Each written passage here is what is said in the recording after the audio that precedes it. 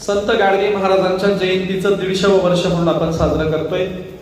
क्रांतीसूर्य ज्योतिराव फुले साहेबांचं द्विजन्म शताब्दी वर्ष म्हणून आपण साजरं करतोय. आणि त्याचबरोबर अनेक महापुरुषांच्या जीवनातल्या महत्वाच्या प्रसंगांना घेऊन आपण हे वर्ष साजरं करतोय. त्याचबरोबर काल लोकराजा राजर्षी शाहूजी महाराजांची जयंती झाली, त्याचं औचित्य साधून हा आपला गुणगौरव सोहळा आपण आयोजित केलेला आहे.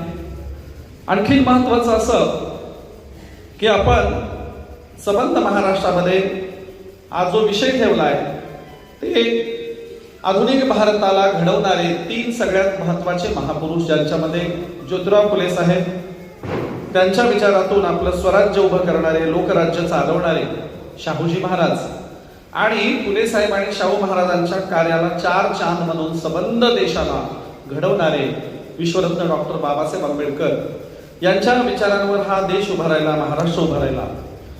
त्या विचारांची जनतेमध्ये आता सध्या काय अवस्था आहे आणि आपल्याला आणखी काय करता येईल या संदर्भात आपल्याला चर्चा करायची आहे. आणि मग माझं बोलून झाल्यावर विद्यार्थ्यांचा, पालकांचा आपल्याला या ठिकाणी गुणगौरव करायचा आहे, त्यांचा सत्कार सोहळा घ्यायचा आहे. या देशाला एक फार मोठी क्रांतीची, समतेची, बंधुभावाची, एकोप्याची परंपरा आहे आणि त्या परंपरेला अभिवादन करणं मी माझं कर्तव्य समजतो. कारण आपला देश असा काही सहजरित्या उभा राहिलेला नाही. युरोपियन धर्तीसारखा किंवा पाश्चिमात्य राष्ट्रांसारखा काहीतरी क्रांती झाली आणि देश उभारला असं नाही. तर त्यासाठी या देशात आपल्या हजारो पिढ्यांना छोट्या छोट्या गोष्टीसाठी फार मोठं त्याग करावा लागला, समर्पण करावं लागलं, बलिदान द्यावं लागलं. त्या त्याग आणि समर्पणाला अभिवादन करणं मी माझं कर्तव्य समजतो. बघा, या देशात सप्तसिंधूच्या किनाऱ्यावर पहिल्यांदा भात शेतीचा शोध लावला. तिने आपलं स्वतःचं एक राष्ट्र उभं केलं आणि त्या सप्तसिंधूच्या पंचज्ञाती राज्य करत करत अगदी आपल्या महाराष्ट्रापर्यंत आल्या. म्हणून भारताचं पहिलं या देशाचं राज्य, राष्ट्र उभी करणारी राष्ट्री निवृत्तीला अभिवादन करतो. त्या निवृत्तीच्या नंतर दक्षिण भारतात स्वतंत्र एक राष्ट्र उदयाला आलं. स्वतंत्र साईट सापडल्या ज्या तामिळनाडू, कावेरीच्या, कृष्णेच्या, मलप्रभेच्या किनाऱ्यावर आहेत. हे दक्षिण भारताचं एक मोठं राज्य उभं करणारी दक्षिण भारताची दुसरी राष्ट्री हरिती हिलाही अभिवादन करतो. महाराष्ट्राच्या 4 गणराण्यांनी घडवला जो महाराष्ट्र, ज्याचा उभीने उभा केला, ज्याच्यामध्ये ओलिताची शेती करणारी कोल्हापूरची अंबाबाई, जिने सरकती शेती, शिफ्टिंग कल्चरची शेती करत करत जी पुढे आली, ही या देशाची यल्लम्मा अर्थात रेणुका, आणि जिने 96 कुळांमध्ये आपलं राज्य उभं केलं. 4 लेकींना 24 भागात आपलं राज्य वाटून दिलं, अशी तुळजापूरची भाताची शेती करणारी, परडीने समान वाटून देणारी, तुळा करणारी, मोजून मापून वाटून देणारी ती तुळजाभवानी, आणि जिने उंच डोंगर माथ्यावरची, कमी पाण्यावरची, कमी उजेडावरची शेती केली, ती सप्तशिंगी या महाराष्ट्राच्या 4 गणराण्यांना अभिवादन करतो. त्यानंतर हा देश ज्या अनेक तत्ववेत्ते, महान संशोधकांनी उभा केला, ज्याच्यामध्ये चार्वाक, पाणिनी, कपिल आणि देशाचे सर्वोत्तम भूमिपुत्र तथागत सिद्धार्थ गौतम बुद्ध, तथागताच्या विचारधारेवर या देशात असंख्य राजे महाराजे उभे राहिले. पण दुर्दैव, त्या राजे महाराजांना रसातळाला घालणारं प्रचंड बदनामीकारक साहित्य या देशात दिलं गेलं. आपल्या पूर्वजांची दखल कोणी घेतलीच नाही. मग आपल्याकडे लिखाणाचे अधिकार नसताना सुद्धा आपल्या माय मावल्यांनी आपला एक महान राजा जगवला, जपवला. दर दसरा दिवाळीला तुमची माझी माय माऊली म्हणायची, इडापिडा टळो आणि बळीचे राज्य हो, म्हणून जीवाचा जीवलग 7 काळजातील निखळ प्रेरणेचा झाला महासम्राट बळीराजा.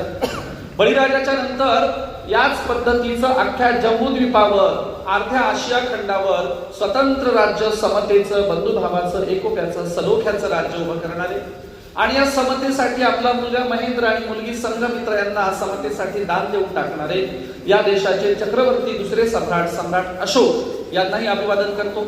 अशोकाच्या बद्दल एक शाहीर सांगतो, हजारों साल पहले की बात थी जब जम्बूद्वीप में खून की नदियां बहती थी, हर तरफ लड़ाइयां जारी थी, जिसने सारी लड़ाइयां जीत कर शान अपनी बढ़ाई थी. अफसोस हुआ था उस सम्राट अशोक को जिसने बाकी की जिंदगी बुद्धों के कदमों में चढ़ाई थी. सर्वस्व तथागताच्या चरणावर अर्पण करणारे अशोकाच्या नंतर ही समतेची चळवळ या देशात संतांनी चालवली. पण दुर्दैव, लोकांना संत म्हणजे मंदिरात टाळ फुटण्यापुरतेच वाटतात, संत म्हणजे काहीतरी धार्मिकतेची गोष्ट वाटते. या देशात समतेसाठी, बंधुभावासाठी, एकोप्यासाठी संतांनी फार मोठा त्याग केला. हिंगोली जिल्ह्यातल्या छोट्याशा नरसी गावातून ज्यांनी पंजाब पर्यंत भागवत धर्माचा झेंडा नेला, भागवत धर्माचे संस्थापक संत शिरोमणी संत नामदेव महाराज. नामदेवांच्या शिकवणीतून जी स्त्री उभी राहिली आणि जिने सांगितलं स्त्री जन्म म्हणून न व्हावे उदास, असं म्हणणारी जनाबाई. माझी जनाबाई सांगते, डोईचा पदर आला खांद्यावरी, भरल्या बाजारी जाईल मी, हाती घ्यायला टाळं खांद्यावरी विना, आता माझं मना कोण करी, पंढरीच्या पेठी मांडिले पाल, मनगटावरी तेल घाला तुम्ही, जनी मने झाली मी बेसवा, निघाले केशवा घर तुझे. डोक्यावरचा पदर कमरेला खोसून मी भर बाजारात येणार आणि भर बाजारात आल्यावर लोक म्हणतील ही आगावची बाई आहे, म्हणून मी आत्ता घोषणा करते, कुणाला काय मनगटावर तेल घालून बोंबलायचे तर बोंबला, मी कुणाच्याच बापाला घाबरणार नाही. मी समतेचं, बंधुभावाचं, एकोप्याचं, कर्मकांड मुक्त मानवी जीवन उभं करण्याचं काम करणार आहे. पण लोक जर पुन्हा काही म्हणतील आगावची बाई आहे, तर मी आत्ता घोषणा करते, मी विठ्ठलाचं घर निघायला तयार आहे, पांडुरंगाची वेश शावायला तयार आहे, पण समतेचं काम सोडणार नाही, असं म्हणणाऱ्या भागवत धर्माच्या पहिल्या विनेकरी संत जनाबाई. नामदेव जनाबाईंच्या समकालीन या देशात अनेक संतांनी आपलं काम केलं. गुजरात मधून महाराष्ट्रात आलेले आणि ज्यांनी सांगितलं की सगळे समान असतात, पुरुषांना जीव असतो पण स्त्रियांना जीवली असतात का? स्त्री पुरुषांना जीवच असतो, एकाला जीव आणि दुसऱ्याला जीवली असं म्हणायचं काही कारण नाही, असा समतेचा सिद्धांत सांगणारे ज्यांनी सांगितलं मानवी शरीराला 9 द्वार असतात, 9 द्वारातून वेगवेगळ्या पद्धतीने काही ना काही प्रसवतं, तोंडातून लाळ येते, कानातून मळ येतो, त्याचप्रमाणे मासिक पाळी देखील वाईट मानायचं नाही, असं सांगणारे सर्वज्ञ श्री चक्रधर स्वामी. चक्रधर स्वामी नामदेव जनाबाईंच्या समकालीन ज्यांनी कर्नाटकातून येऊन महाराष्ट्रातला फार मोठा भाग समतेसाठी व्यापला आणि ज्यांनी लिंगायत धर्म उभा केला, गोरगरिबांना, शेतकरी, कष्टकऱ्यांना बुद्धिजीवी बनवलं, अनुभव मंडपची स्थापना करणारे संत बसवण्णा, संत बसवेश्वर महाराज यांना अभिवादन करतो. बसवण्णा चक्रधर स्वामी नामदेव जनाबाईंच्या पुढे महाराष्ट्राला 4 चांद लावणारे, स्वतंत्र 5वा वेद उभं करणारे, शेतकीच्या अभंगांच्या पासून जीवन कसं जगावं, पुढं कसं जावं, मानवी जीवनाला उंचीवर कसं न्यावं, अध्यात्म काय असतं आणि शिक्षण काय असतं, असं अनेक प्रकारे महाराष्ट्राची जडणघडण करणारे, महाराष्ट्राला अत्यंत ग्रेट असं तत्वज्ञान देणारे, या देशाचे सर्वात उंचीवरचे सगळ्यांचे लाडके संत संत तुकाराम महाराज तुकोबाराय यांनाही अभिवादन करतो. या संतांच्या शिकवणीतून महाराष्ट्र उभा राहिला आणि या महाराष्ट्राने ज्यांनी आपल्या विदर्भातून कोकणापर्यंत आणि संबंध महाराष्ट्रावर छाप टाकणारं स्वतंत्र स्वराज्याची उभारणी करायला 2 छत्रपती घडवले, त्या आपल्या राष्ट्रमाता राजमाता मासाहेब जिजाऊ आणि ज्या जिजाऊंच्या शिकवणीतून ज्यांनी सह्याद्रीच्या दऱ्याखोऱ्यातून घोड्यांच्या टापांचा आवाज दिल्लीच्या तख्तापर्यंत नेला, 18 पगड जातीच्या लोकांना मावळ्या एकाच संज्ञेत बांधलं, असे ज्यांच्याबद्दल ज्योतिराव फुले म्हणाले आम्हा कुळवाड्यांचा राजा, असे कुळवाडी भूषण बहुजन प्रतिपालक छत्रपती शिवाजी महाराज आणि ज्यांनी स्वराज्याची इंचभर जमीन शत्रूला घेऊ दिली नाही, सबंध आयुष्यभर 4ही बाजूंनी शत्रूंशी लढत राहिले, घरातली यादवी मोडून काढली, घरातल्या यादवीच्या विरोधात उभे राहिले आणि ज्यांनी अनेक ग्रंथ लिहिले, नखशिका, सातशतक, नायिका भेद, दंडनीती, बुद्धभूषणम या ग्रंथांचे निर्माण करते युवराज शाक्तवी छत्रपती संभाजी महाराज आणि पुढे या मोठ्या घराण्याची, या महान घराण्याची प्रेरणा घेत ज्यांनी 29 वर्ष घोड्यावर बसून राज्यकारभार केलं, त्या लोकमाता अहिल्याबाई होळकर आणि आपण ज्यांची जयंती साजरी करतो आहोत, ज्यांच्या समोर शिवरायांच्या रयतेचं लोककल्याणकारी राज्याचं स्वप्न होतं, ज्यांनी कोल्हापूर संस्थानातील स्वप्न साकार करून दाखवलं, लोकशाही काय असते ही प्रथम भारताला ज्यांनी आपल्या राज्यात कोल्हापुरात लागू करून दाखवली, ते लोकशाहीचे पाया घालणारे लोकराजा राजर्षी शाहूजी महाराज. शाहू महाराजांच्या थोडस समकालीन अगोदर ज्यांनी या देशामध्ये तुम्हा आम्हाला शत्रुमित्राची ओळख घालून दिली आणि सांगितलं आमचा लढा शेठजी बनजी लाटजी विरुद्ध शूद्रातिशूद्र आहे असं म्हणणारे या देशाचे आधुनिक भारताचे पिलर, भारताचे क्रांत सूर्य राष्ट्रपिता ज्योतिराव फुले साहेब, विद्येची खलिदैवत क्रांती ज्योती सावित्रीबाई फुले. बघा, देवाला सोडलेल्या देवदासी झाल्या, खंडोबाला सोडलेल्या मुरळ्या झाल्या, यल्लमाला सोडलेल्या जोगतेली झाल्या, पण माझ्या सावित्रीला सोडलेली कुणी डॉक्टर, कुणी इंजिनियर, 2 तर राष्ट्रपती झाल्या.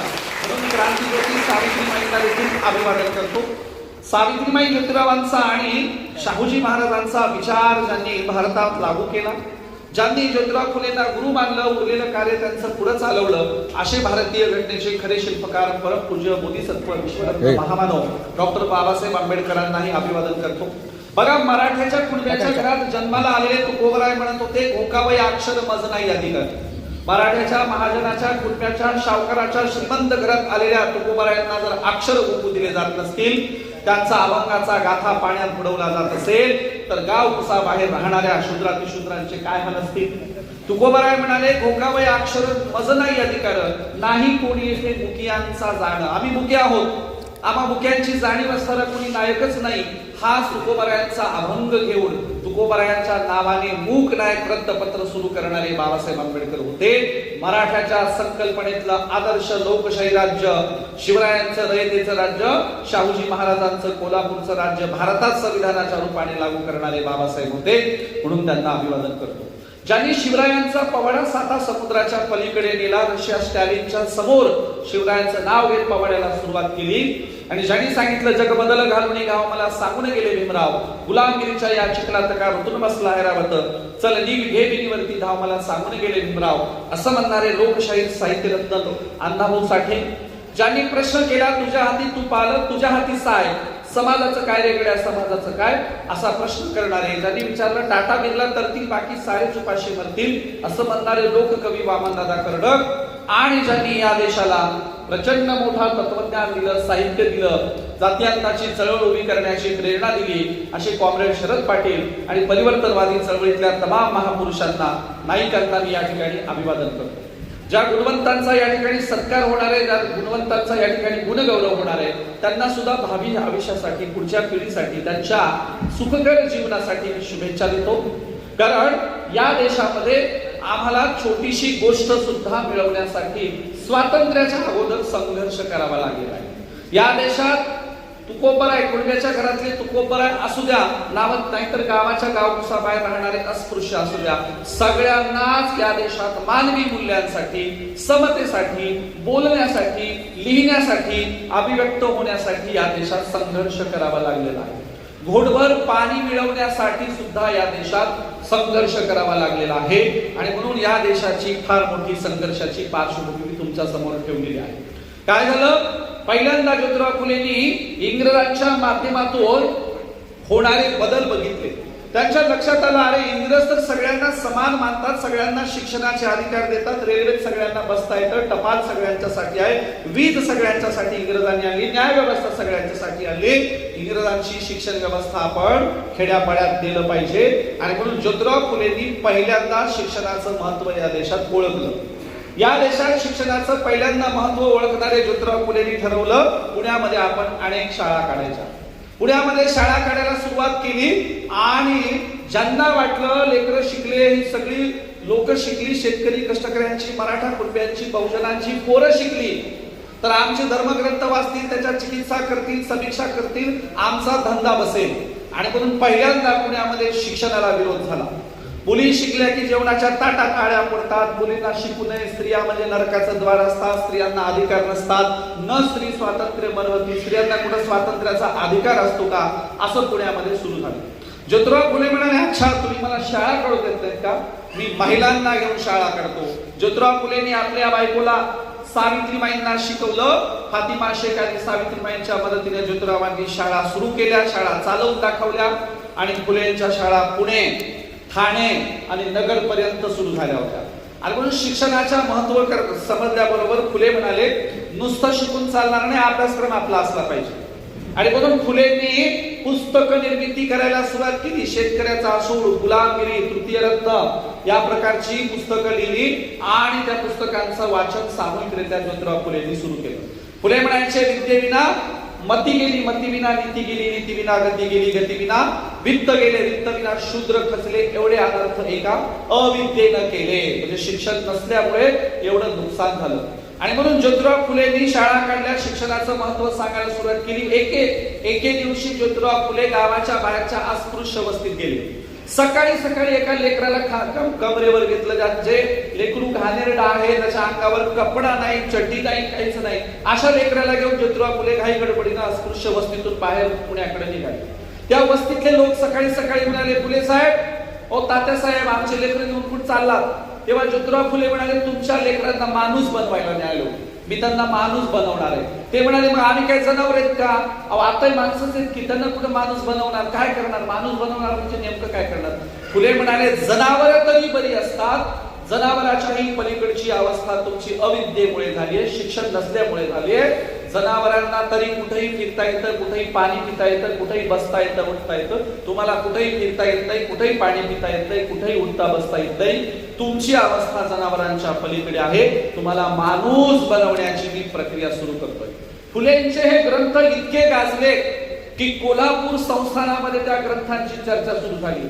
ज्योतिराव फुलेंचे ग्रंथ, लिखाण, शिक्षणाचं काम इतकं आवडलं की गायकवाड महाराजांच्या म्हणजे सयाजीराव गायकवाडांच्या बडोदा संस्थानात फुलेंचं कार्य पोहोचलं. महाराजांनी बडोदा नरेश गायकवाड महाराजांनी ठरवलं फुलेंची व्याख्यानं लावायची. ज्योतिराव फुलेंची व्याख्यानं बडोदा संस्थानात 2-2 महिने लागायला लागली. आणि ज्योतिराव फुलेंना बडोद्याच्या गायकवाड महाराजांनी सयाजीराव महाराजांनी पैसे दिले, मदत केली आणि सांगितलं फुले साहेब तुमचं शिक्षणाचं कार्य फार मोठं आहे, चालू राहिलं पाहिजे, अनेकांना तुम्ही शिकवलं पाहिजे. ज्योतिराव फुले साहेब पुण्यात आले आणि हे काम पुन्हा जोमाने सुरू केलं. ज्योतिराव फुले साहेबांच्या घरात एकाच व्यक्तीचा फोटो होता, ते म्हणजे बडोद्याचे सयाजीराव महाराजांचा, गायकवाड महाराजांचा. ज्योतिराव फुलेंनी पुण्यामध्ये कार्य सुरू केलं, सगळीकडून पाठिंबा मिळाला आणि मग कुलकर्णी नीलामृत नावाचं पुस्तक लिहिलं गेलं. कुलकर्णी लोक कसे गावखेड्यात लुटतात, शेतकऱ्यांची फसगत करतात यावर पुस्तक आलं आणि ते शाहू महाराजांनी वाचून घेतलं. शाहू महाराजांनी पुस्तक वाचून घेतल्याच्या नंतर ते मुले आले तर भयानक आहे. आणि मग शाहू महाराजांनी कोल्हापुरातलं लूट करणारं कुलकर्णी पदच बरखास्त करून टाकलं आणि त्या जागी तलाठी आणला. तलाठी पदाचा भारतातला पाया घालणारे कोल्हापूरचे शाहू महाराज होते. तलाठी पद पहिल्यांदा निर्माण केलं, कुलकर्णी पद कॅन्सल केलं. आणि मग शाहू महाराजांनी ज्योतिराव फुलेंच्या सत्यशोधक चळवळीला आपलं कोल्हापूरमध्ये आधार दिला, पाठिंबा दिला. सत्यशोधक चळवळ कोल्हापुरात उभी करायला सुरुवात केली आणि मग या सत्यशोधक चळवळीचे अनेक सभासद झाले. सभासद करताना कोणताही जात धर्म पंथाचा भेदभाव केला नाही. आणि म्हणून मगाशी गंगाराम कांबळेंचा उल्लेख करताना उल्लेख झाला की गंगाराम कांबळेंना एका फार मोठ्या घटनेचा, अस्पृश्यतेचा सामना करावा लागला. या गंगाराम कांबळेंना शाहूजी महाराजांनी देवीच्या मंदिराकडे, कुठल्या अंबाबाईच्या मंदिराकडे दर्शनाला जाण्याच्या मुख्य रस्त्यावर हॉटेल टाकून दिलं. हॉटेल टाकून दिल्याच्या नंतर हॉटेल तर टाकलं पण लोक चहा प्यायला येणार. अस्पृश्याचा माणूस गंगाराम कांबळे तत्कालीन महार समाजाचा व्यक्ती आणि त्यांच्या हॉटेलात कोण चहा प्यायला जाणार? शाहूजी महाराज म्हणजे अच्छा लोक चहा प्यायला जात नाहीत का? सकाळी सकाळी टांगा काढायचा. बगीतून शाहू महाराज त्या दर्शनाला, देवीच्या अंबाबाईच्या दर्शनाला निघायचे. रस्त्यात गंगाराम कांबळेचं हॉटेल लागायचं. शाहूजी महाराज दर्शनाला निघायला अनेक लोक, त्या भागातले मोठमोठे सरंजामदार, मोठमोठाले श्रीमंत लोक शाहूजी महाराजांच्या सोबत दर्शनाला असायचे. तेव्हा शाहूजी महाराज बगीतून, घोड्यातून आवाज द्यायचे, गंगाराम कांबळे हॉटेलच्या बाहेर जरा लाकडाचे आपले 2-4 टेबल टाका, आम्ही सगळेजण तुमचा चहा घेऊन निघणार आहोत.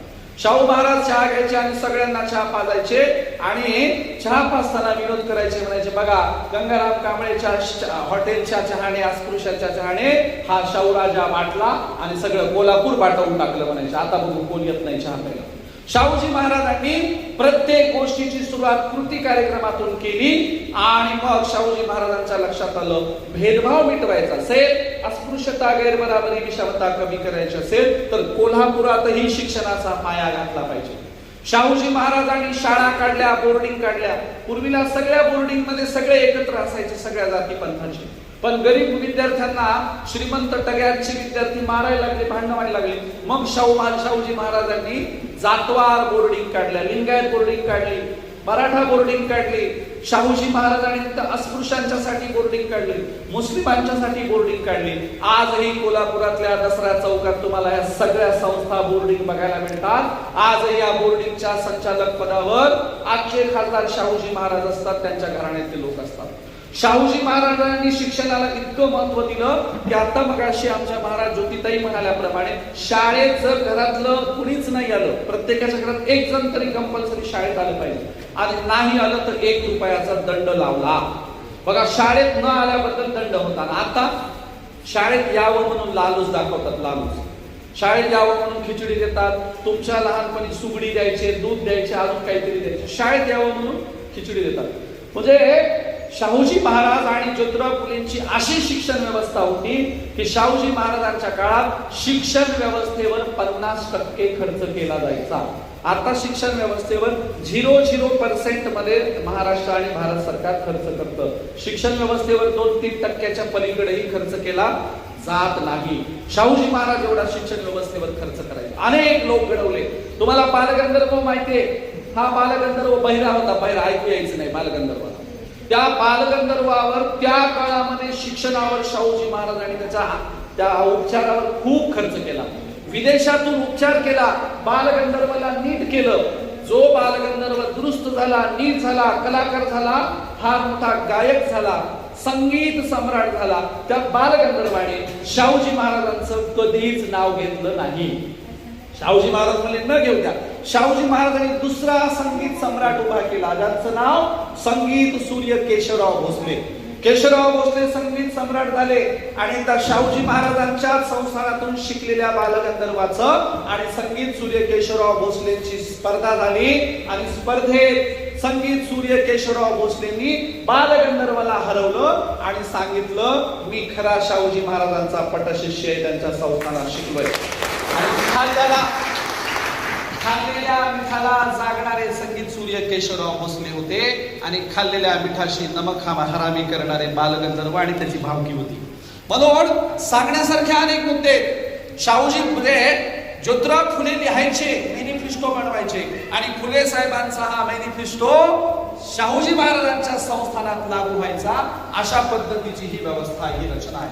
आणि म्हणून ज्योतिराव फुलेंच्या साहित्यातली जी कणव आहे ती शाहूजी महाराजांच्या राज्य व्यवस्थेत दिसते. फुले साहेब काय म्हणाले, मांग महारानींदा ठावे नाही कथा जाळा म्हणून ग्रंथ ऐकताची. आर्यांना आमची दयामय का गोरगरिबांच्या प्रती यांच्या धर्मग्रंथात थोडं तरी चांगलं लिहिलंय का?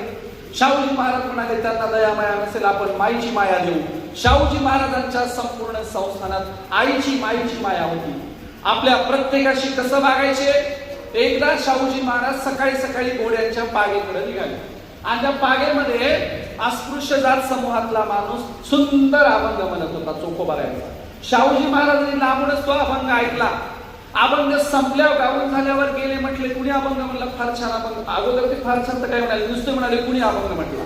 त्यात सगळ्यांना म्हटलं महाराजांना आवडलं नाही काय की आपलं काही खरं नाही, सगळे चिडीचू. महाराजांनी परत विचारला अभंग कुणी म्हटला. ज्यांनी म्हटला तो चळचळ कापत आला, म्हणला महाराजांनी म्हटला. आमच्या समाजाच्या संत असणाऱ्या चोखोबारायांचा अभंग आहे. महाराज म्हणाले फार चांगला अभंग म्हटला, मला फार आवडला, तुझा आवाजही चांगला आहे. मग तो खुश झाला, सगळ्यांच्या चेहऱ्यावर आनंद निर्माण झाला. महाराज म्हणले तुला उद्यापासून नोकरीवरून काढून टाकला. मग आता तर काही खरं नाही, महाराजांचे पाय धरायला लागल्यावर चुकलं काय, काय झालं सांगा. महाराज म्हणले या नोकरीवरून काढून टाकलं, पण तुला एक नोकरी देतो. दुसरी कोणती, की या आपल्या बागेमध्ये सगळ्यांना पहाटेला जमा करून भजन म्हणायचं, चोखोबरायांचे अभंग म्हणायचे, तुकोबरायांचे अभंग म्हणायचे. अभंग गाण्यासाठी उद्यापासून स्वतंत्र नोकरी, तुला बाकीच्या श्रमाच्या नोकरीतून कमी केलं. असे शाहूजी महाराज होते. गोरगरिबांची कष्टकऱ्यांची गुणवत्ता ओळखणारे, त्यांच्या गुणवत्तेप्रमाणे काम देणारे. आणि म्हणून शाहूजी महाराजांनी भारतातलं पहिलं आरक्षण स्वतःच्या संस्थानात लागू केलं आणि हे स्वतःच्या संस्थानातलं जे पहिलं आरक्षण होतं ते सुद्धा 50% लागू केलं. 50% आरक्षण देणारे शाहूजी महाराज होते. हाच फुले साहेबांचा आणि शाहू महाराजांचा वारसा पुढे जर कुणी चालवला असेल तर ते विश्वरत्न डॉक्टर बाबासाहेब आंबेडकर आहेत. आणि म्हणून बाबासाहेब आंबेडकरांची आणि शाहू महाराजांची पहिली भेट कशी झाली. शाहू महाराजांना कळलं की कुणीतरी फार मोठा शिक्षण घेत आहे, अस्पृश्याच्या घरातला पोरगा आहे आणि आपण त्यांना भेटायला गेलं पाहिजे. कोल्हापूर संस्थानचे राजे शाहूजी महाराज मुंबईमध्ये बाबासाहेब आंबेडकरांना शोधत त्यांच्या गरिबांच्या चाळीमध्ये गेले. त्या चाळीत गेल्यावर दुसऱ्या मजल्यावर बाबासाहेब राहत होते. शाहूजी महाराज जाडजूड तिप्पाड असल्या कारणाने छोट्या लाकडी जिन्यातून काही वर जाता येईना. मग काय करावं, वर निरोप पाठवला. बाबासाहेबांना म्हणावं कोल्हापूरचे राजे शाहू महाराज भेटायला आले. बाबासाहेब लुंगीवर होते, आहे त्या अवस्थेमध्ये दादऱ्यावर चालत आले, खाली जिन्यातून खाली उतरले. शाहू महाराजांची आणि बाबासाहेबांची पहिली भेट त्या मुंबईच्या चाळीमध्ये लाकडी जिन्यापाशी झाली. बाबासाहेब म्हणाले महाराज तुम्ही असं का केलं, तुम्ही स्वतः का आला, निरोप पाठवला असता तर मी कोल्हापूरला पळत आलो असतो, तुम्ही इथपर्यंत येण्याचे कष्ट का घेतले. तेव्हा शाहू महाराज म्हणाले अहो मी कोल्हापूर संस्थानचा राजा आहे, तुमच्यासारखे विद्वान लोक आम्हाला पाहिजेत, येणाऱ्या काळात देशाचे राजे तुम्ही होणार आहात, तुमच्यासाठी मी तुम्हाला भेटायला आलो. शाहू महाराजांनी बाबासाहेबांची तारीख घेतली, म्हणाले तुमची तारीख द्या. बाबासाहेब म्हणाले काय विचारताय, जी तुम्ही म्हणाल त्या तारखेला कोल्हापुरात येतो. शाहू महाराजांनी बाबासाहेबांची तारीख घेतली. कोल्हापुरात हत्तीवरून मिरवणूक काढली, हत्तीवरून साखर वाटली. साखर वाटल्याच्या नंतर हत्ती शाहू महाराजांच्या पॅलेस समोर आला, हत्ती खाली बसला, बाबासाहेब आंबारीतून खाली उतरले. शाहू महाराजांनी डोक्यावरचा लाल रंगाचा जरीचा फेटा काढला, बाबासाहेबांच्या डोक्यावर घातला आणि म्हणाले, आता इथून पुढे ज्ञानाची राजवट सुरू होणार आहे. आमची लोकशाही तुमच्या रूपाने आम्ही तुमच्यात बघतो आहोत. राजशाही संपली, ही लोकशाही तुमच्याकडे येतोय. बाबासाहेब घरी गेले, डोक्यावरचा लाल रंगाचा जरीचा फेटा काढला आणि काढून रमाईच्या हातात दिला. बरेच दिवस झाले. बऱ्याच दिवसाच्या नंतर इंग्रज अधिकारी म्हणाले, मिस्टर आंबेडकर, तुमचा आणि तुमच्या मिसेसचा आम्ही जोडीनं सत्कार ठेवलाय, सत्काराला या. बाबासाहेब आंबेडकर म्हणाले, मी येईल, माझी मिसेस काही यायची नाही, ती निरक्षर आहे, ती काही कुठल्या कार्यक्रमाला येत नाही. बाबासाहेबांना इंग्रज अधिकारी म्हणाले, चालणार नाही, जोडीनं यायचं. बाबासाहेबांनी घरी निरोप पाठवला, रामूला म्हणावं तयार होऊन ये. आमच्या रमाईच्या पुढे प्रश्न पडला, तयार होऊन जायचं म्हणजे कसं जायचं. रमाईने खूप विचार केला आणि घरातल्या दोरावरच्या सगळ्या साड्या काढल्या. कोणती फाटली, कोणतीला ठिगळ लावले, कोणतीला किनार लावले, कोणतीच साडी धड नाही. आमच्या रमाईने बाबासाहेबांची लाज राखण्यासाठी सदकातला शाहूजी महाराजांचा जरीचा फेटा काढला. स्वतः फेटा नेसली रमाई आणि बाबासाहेबांच्या कार्यक्रमाला सगळ्यांच्या अगोदर स्टेजवर रमाई जाऊन बसल्या. बाबासाहेब इंग्रजांच्या गाडीतून उतरले, स्टेजकडे जायला लागले. विचार करतात, अरे रमाईला मी कधीच एवढा महागडा शालू घेतला नाही, आज माझी रामू कुणाचा बरं शालू नेसून आली. शेजारी पाजारी पण एवढं कुणी श्रीमंत इतका भारीचा जरीचा शालू माझी रामू कुणाचा नेसून आली. विदेशात गेलो, लंडनला शिक्षण घेतलं, पण रामूच्या संसाराला काहीच आणू शकलो नाही. शालू आणला ना दागिना आणला. हिच्या संसाराला माझ्याकडून तर काही लावलं नाही, पण या रामूने माझ्या शिक्षणाला मनी ऑर्डर केली, काम करून मला पैसा पाठवला, नवऱ्याच्या शिक्षणाला मदत केली. आज माझी रामू कुणाचा बरं शालू नेसून आली असेल. बाबासाहेब आंबेडकर जसं स्टेजच्या दिशेने जातात, जवळ जातात, तसं लक्षात येतं, अरे माझी रामू माझी लाज राखण्यासाठी शाहू महाराजांचा फेटा नेसून आली. बाबासाहेबांनी ठरवलं, स्टेजवर गेल्यावर रमाईकडे बघायचं नाही, कदाचित तिच्या डोळ्यात अश्रू आले तर. रमाईच्या लक्षात आलं, साहेबांनी ओळखले की मी शाहूजी महाराजांचा फेटा नेसून आली आहे. रमाईने ठरवलं, बाबासाहेबांकडे बघायचं नाही, कदाचित त्यांच्या डोळ्यात पाणी. खाली बघितलं, कार्यक्रम झाला, स्वागत समारंभ झाले, दोघेही घरी गेले. रमाईच्या डोळ्याला अश्रुधारा लागल्या होत्या. बाबासाहेबांच्या बुटावर पायावर ते अश्रू पडत होते. बाबासाहेब कोट काढून रमाईच्या हातात देत होते. तेव्हा बाबासाहेब म्हणाले, रामू, मी हा भारतातल्या समस्त जनतेला सांगेल, एक वेळेस माझा त्याग, मी केलेलं काम विसरला तरी चालेल, पण माझ्या रमाईचा त्याग आणि समर्पण विसरायचं नाही. कारण या रमाईने संसारात कधीच कुरकुर केली नाही, म्हणून मी देशाचं काम करू शकलो, देश उभा करू शकलो. असा हा आपल्या महापुरुषांचा त्यागाचा वारसा आहे. त्याच्याशिवाय आपल्याला काही मिळालं का? अहो, साधी गोष्ट आहे. तुम्ही एखाद्या लग्न समारंभाला जात असाल, कपाट उघडलं, कपाटातून बदा साड्या पडतात. कोणती 50,000ची, कोणती 60,000ची, कोणती 70,000ची, कोणतीची किनार सोन्याची, कोणतीची किनार चांदीची. कपाट उघडताना कपाटातल्या साड्या नेसताना चुकाची आठवण होते का? आम्हाला चुकून तरी वाटतं का आमचा देश लोकशाही उभी राहण्यासाठी कुठल्या तरी रमाईने संसाराचा त्याग केलाय, धुळधार केली, असं चुकून तरी आठवण येते का? येत नाही. आणि म्हणून ज्यांच्या घरामध्ये त्याग आणि समर्पणाचा वारसा सांगितला जात नाही, त्यांची लेकरं सुद्धा तशी होत नाही. त्यांची लेकरं आयदी होतात. पलंगावर बसून माईला म्हणतात पाणी घेऊन ये, सोफ्यावर बसून म्हणतात जेवायला इथंच आणून दे. ज्यांच्या घराला त्यागाचा वारसा माहिती नसतो, त्यांची लेकरं आयदी बनतात, आयदी. आपण तुमच्या घरात नक्की महापुरुषांच्या त्याग आणि समर्पणाचा वारसा सांगा.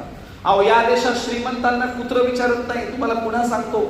तथागत बुद्धाच्या वडिलांच्या शेतात 1000 सोन्याचे नागर चालायचे. इतिहास कुणाचा लिहिला?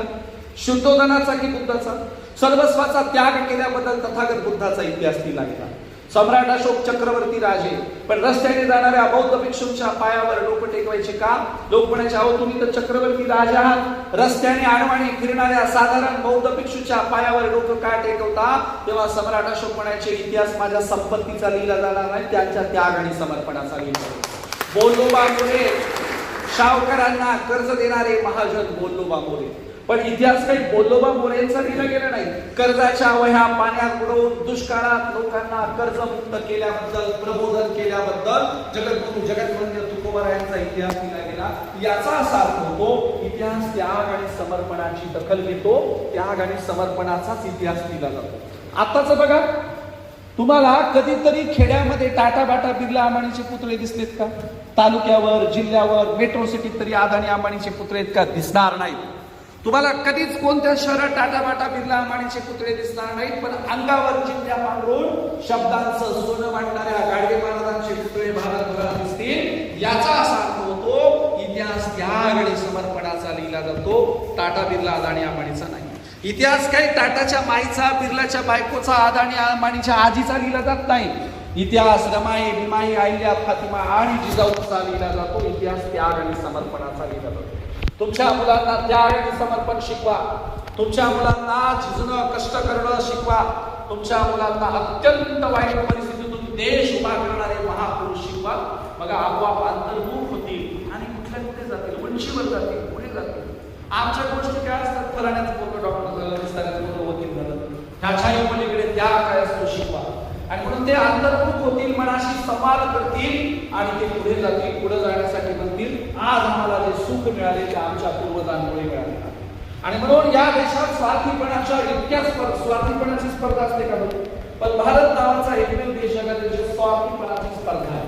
स्वार्थीपणाच्या कशा? तुमची एक सज्जनाची व्याख्या आणि माझी पण एक सज्जनाची व्याख्या. सज्जन कुणाला म्हणावं? तुमची कशी आहे? तुमच्या व्याख्यानुसार जो कुणाच्या आद्यात जात नाही, जो कुणाच्या मध्यात जात नाही, ज्याचे शब्द सुद्धा विकत घ्यावे लागतात, ज्याला घंटाभर बोललो तर एकाच शब्दात बोलतो, त्याला काय म्हणतात तुमच्याकडे? सज्जन म्हणते. सज्जन. माईने तोंडावर हात फिरून माय म्हणते माझा वाघ लय सज्जन आहे. याच्या नाकावरची माशी उठत नाही, पण त्याला काय म्हणते खेड्यात? लय सज्जन आहे. हा सज्जन घरी आला आणि आईने विचारलं वाघा अमुक अमुक माणसाची पिठाची गिरणी सुरू होती का?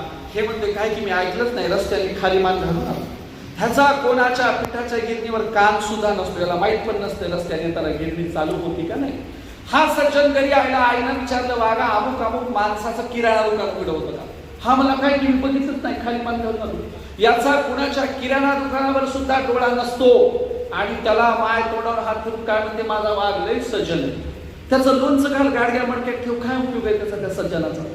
तर काही घेणं देणं नसतं जगात काय चाललंय, आजूबाजूला काय चाललंय. असे स्वार्थी सज्जन बनवण्याच्या स्पर्धा आपल्याकडे लागल्या. माझी पण एक सज्जनाची व्याख्या आहे. सज्जन कुणाला म्हणावं?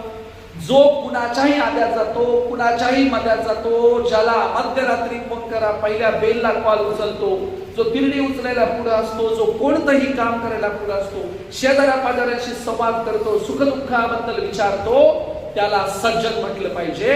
आणि माझ्या सज्जनाच्या व्याख्येत ते महापुरुष बसतात ज्यांनी सगळ्यांचा विचार केला. आम्हाला सगळ्यांचा विचार करणारे सज्जन हवे आहेत. इतरांच्या बद्दल संवेदनशीलता दाखवणारे सज्जन हवे. काल परवा बघितलं की नाही, मुंबई लोकल मध्ये एक जण दुसऱ्याला चाकून भोगसत होता की नाही, अख्खा डबा भरलेला होता की नाही. 10 लोकांनी एकदाच त्याच्यावर पकडला असतं, त्याला एकाचा जीव वाचला असता की नाही. तर इतके महाबदमाश सज्जन आपण जन्माला घातले. हे आपलेच नातलग आहेत मुंबईच्या लोकलमध्ये फिरणारे, हे आपलेच नातलग आहेत तिथे राहायला गेलेले, हे आपलेच नातलग आहेत शेजारचा मेला काय गेला काय त्याच्याशी काही घेणं देणं नसणारे. पुण्यातलं तुम्हाला कदाचित माहित नसेल, दर 2-4 महिन्याला 6 महिन्याला वर्षाला पुण्यातली एक बातमी असते. कोणती? म्हातारी मधातच सडून गेले आणि वास सुटल्यावर शेजाऱ्यांना वास आला. वास सुटल्यावर शेजाऱ्यांनी नगरपालिकेला कंप्लेंट केली आणि मनपा नगरपालिका आली आणि त्या वास सुटलेल्या सडलेल्या बॉड्यांचा अंत्यविधी केला. तिकडे मेल केला मुलाबाळांना, ते म्हणले आता सडले तर खरी तुम्ही अंत्यविधी करून टाका म्हणले, आम्ही काही येणार नाही. अमेरिके, जपान, युरोपला असणारी पोरं पुण्यामध्ये म्हातारी सडून मरतात पण कुणी बघत नाही का? आमच्या अभ्यासक्रमाला ज्योतिराव फुले, शाहूजी महाराजांची शिक्षण व्यवस्था नाही, माणूस की नाही. नुसत्या पळण्याच्या स्पर्धा चालू आहे. खूप पळायचं आहे मला, खूप क्लास 1 क्लास 2 व्हायचंय, पण त्याच्यात मानवी मूल्य शिकवायची नाही, त्याच्यात माणुसकी शिकवायची नाही, त्याच्यात स्वार्थीपणा शिकवायचा. काय करायचं शिक्षण? काय करायचं त्याच्यामध्ये? माणुसकी नसेल, शेजाऱ्यांच्या प्रती आदर नसेल, रस्त्यावर कोण कोणाला मारत असेल त्याच्या प्रती आम्हाला काहीच वाटत नसेल. संवेदनहीन समाज उभा करून काही साध्य होणार नाही. संवेदनशील समाज हवाय, संवेदनशील माणसं हवी, माणुसकीचा कोपरा हृदयात असणारी शिक्षण व्यवस्था हवी. सावित्रीमाईंची ती शिक्षण व्यवस्था होती. मुक्ता साळवे नावाची 4थीची पोरगी, वय वर्ष किती असेल 12-13 वर्षाची पोरगी, मुक्ता साळवे 14 वर्षाची पोरगी, काय म्हणते? इंग्रजांनी सत्कार ठेवला, स्टेजवर बोलवलं आणि इंग्रजांना ती म्हणते हे बघा आम्हाला चॉकलेट देणार असाल, कपडे देणार असाल, ड्रेस देणार असाल तर नको, आम्हाला देणार असाल तर आमच्या लायब्ररीला पुस्तकांचं कपाट द्या, पुस्तकं वाचल्या माणसं. मुक्ता साळवे 4थीची पोरगी त्या मुक्ताची आई सावित्रीबाईंना भेटायला आली होती. बाई, माझ्या पोरीचं कसं व्हायचं? सावित्रीबाई म्हणाले, काय झालं? मुक्ता सावित्रीबाई म्हणाले, आमची कार्तिकी नाही घरी आलं नुसतं पुस्तकात डोकं खूपसून बसते, डोकं खूपसून बसते. सावित्रीबाई म्हणाल्या, पुस्तकं वाचल्या वाईट थोडंच होत असतं, उलट चांगलंच होईल ना, तुम्हाला घाबरायचं काय कारण? पुस्तक वाचते, वाचू द्या, मुक्ताचं चांगलं होईल. मुक्ता साळवेनं 1.5 पानाचा निबंध लिहिला, जगभर गाजला, जगभर. आताच्या एका मुक्ताची आई शाळेत गेली. आताच्या एका मुक्ताच्या आईने शाळेतल्या मॅडमला विचारलं, बाई, आमच्या पोरीचं कसं व्हायचं? बाई म्हणल्या, काय झालं? आताच्या मुक्ताची आई म्हणली, ती सारखं मोबाईलमध्ये डोसकं खूप सुलभ बसते, मुक्ताचं कसं व्हायचं? आताची माय म्हणली, त्या मुक्ताला तरी म्हणून काय फायदा? मी सीसीटीव्ही मध्ये बघत होते, बाहेर वेटिंग रूम मध्ये तुम्ही सुद्धा मोबाईलवर होतात. मुक्ता तो कशी कशामुळे झाली? तर मुक्ताच्या माईमुळे झाली. आणि म्हणून आमच्या घरात कुणाशी संवाद नाही, कुणाशी बोललं नाही, इतके स्वकेंद्री, स्वार्थी, अल्पकेंद्री परिवार होत चालले. त्यासाठी आम्हाला प्रेरणा उभ्या करायच्या, महापुरुष सांगायचे, विचार सांगायचा, ज्योतिराव फुले, शाहूजी महाराज, बाबासाहेबांची आम्हाला सांगड घालून त्याची बंधुभावाची चळवळ आम्हाला घ्यायची. अभ्यास किती करावा? एकदा मिलिंद कॉलेजचं काम चालू आणि एक म्हातारा माणूस आपल्या नातवाला घेऊन रोज बाबासाहेब आंबेडकरांना भेटायला यायचा आणि ते म्हणायचं, माझ्या पोराला सांगा तुम्ही काय करावं, करिअर कसं करावं, पुढं कसं जावं सांगा. आता त्यांचा पोरगा 5 वर्षाचा, 5-6 वर्षाचा, त्याला काय कळणार? बाबासाहेब काय मार्गदर्शन करणार? लहान पोरगा. पण म्हातारा ऐकच ना, आमच्या नातवाला सांगा की पुढे कसं जायचं. मिलिंद कॉलेजचं बांधकाम चालू होतं, बाबासाहेब बाहेर उभं राहून ते काम सगळं बघत होते. म्हातारा आला, साहेब माझ्या नातवाला सांगा ना, पुढं कसं जायचं, करिअर कसं करायचं. बाबासाहेब म्हणाले, आता काय सांगणार? त्यांनी घातलेली जी पॅन्ट होती, ती पॅन्टची थोडीशी पॅन्ट वर केली वर आणि दोन्ही बाजूचे पायाचे घोटे दाखवले, घोटवले. त्या म्हाताऱ्याला आणि त्या बाळाला म्हणाले, बाळा माझ्या पायाला घोटे दिसतात का? ते म्हणले, असू दे, तुमच्या पायाला घोटे हाडच दिसत नाही. बाबासाहेब म्हणले, मी तुला एवढंच सांगेन, घोटे हाडं झिजेपर्यंत पुस्तकं वाचायची, हाडं झिजेपर्यंत अभ्यास करायचा, तरच तू पुढे जाशील. याच्या पलीकडे मी तुला काही सांगू शकत नाही. अभ्यास किती करावा लागतो? हाडं झिजेपर्यंत 18 तास अभ्यास किती करावा लागतो? ते अभ्यासाच्या खोलीतच त्या टेबलावर त्याचं जे वाचायची पुस्तकाचं टेबल आहे, तिथे गाजराचा हलवा आणून देणारी माय. अभ्यासाच्या खोलीत एसी लावला, जरासा पोरांनी अर्धा तास अभ्यास नाही केला की लगेच माय काहीतरी त्याला खायला घेऊन. पण इथं आमच्या पूर्वजांनी अभ्यास कसा केला? पावावर केला, 18 तास केला, त्यागातून केला, समर्पणातून केला. आणि म्हणून आमच्या समोर हे सगळे प्रेरणा उभ्या असल्या पाहिजे. हे सगळं आम्हाला जनतेत घेऊन जायचं. आपल्या लेकरांना म्हणण्यात काय अर्थ नसतं. आपणच लोक घडवत असतो. समाज कोण घडवतो? तो आपण घडवतो. माणसं कोण घडवतो? आपण. आपल्याकडे लेकरांच्या काही कॅटेगरीज येतात. माणसांचे प्रकार किती असतात? सांग कामे, ऐकू कामे, हेकाड वृत्तीचे, निर्लज्ज, असे 4-5 प्रकार. सांग कामे लेकर कसे होते माहितीये का?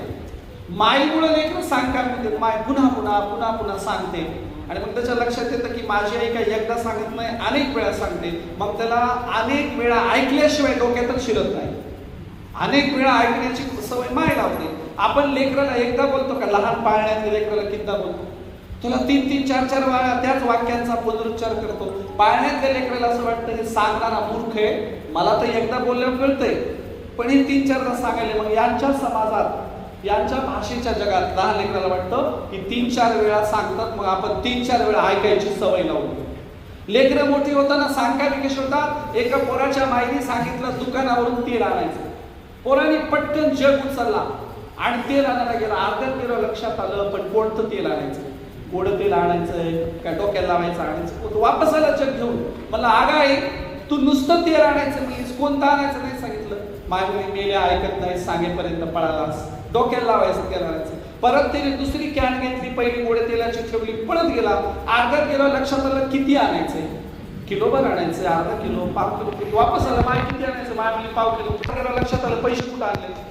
परत वापस आला, म्हणलं आई तू पैसेच दिली नाही. माय म्हणे तुझ्या बापाच्या नावाने सांग मांडून टाकायला दुकानावर. याला काय म्हणायचं? सांग का? नाही सांगितलं तेवढेच करतो. एका पोरीची माय धुणं धुवायला चालली होती. धुणं धुवायला जाताना पोरीच्या माईने सांगितलं, हे बघ घरात दूध तपवायला ठेवलंय गॅसवर, येथील मांजरांवर लक्ष ठेव, मी कपडे धुवायला धुणं धुवायला चालली.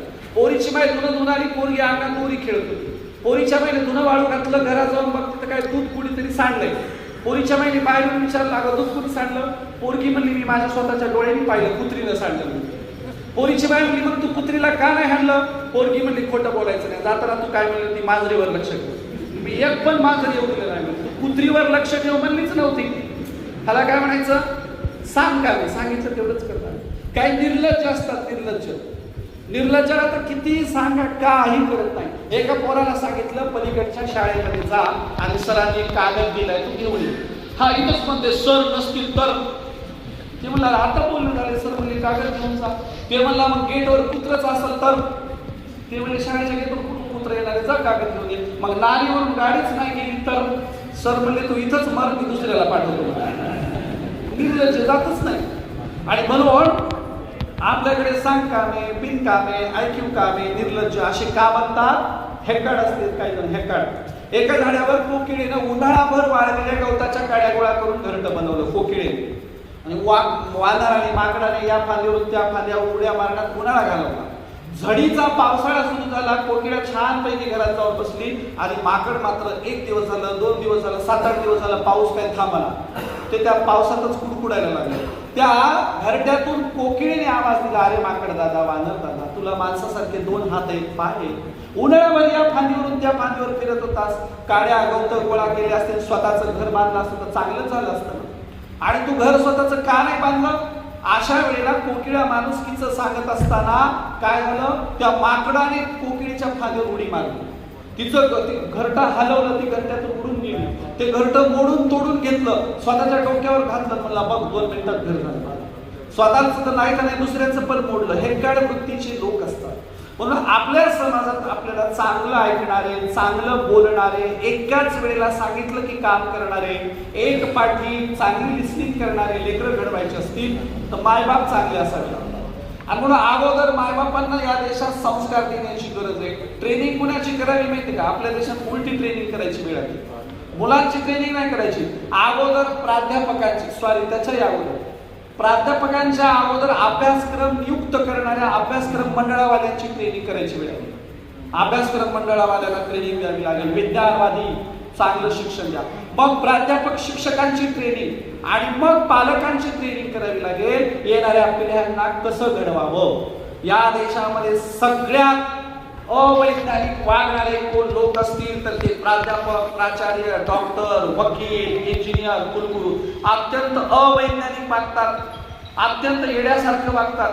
खेड्यातली माणसं हुशारी त्यांच्यापेक्षा. एका पत्रकाराने एका प्राध्यापकाला प्रश्न केला, सारखं राज्यकर्त्यांना शिव्या देतात, मुख्यमंत्री बदलले, त्याबद्दल तुमचं काय मत आहे? प्राध्यापकाने सबाल्टर्न काय ग्रामसीन अमुक सांगत विश्लेषण करायला सुरुवात केली. पत्रकार गेला कंटाळून, अर्धा तास नुसतं विश्लेषण चाललंय, नीट काही प्रश्नाचं उत्तर देणं. एक म्हातारी म्हैस घेऊन चालली मसड घेऊन.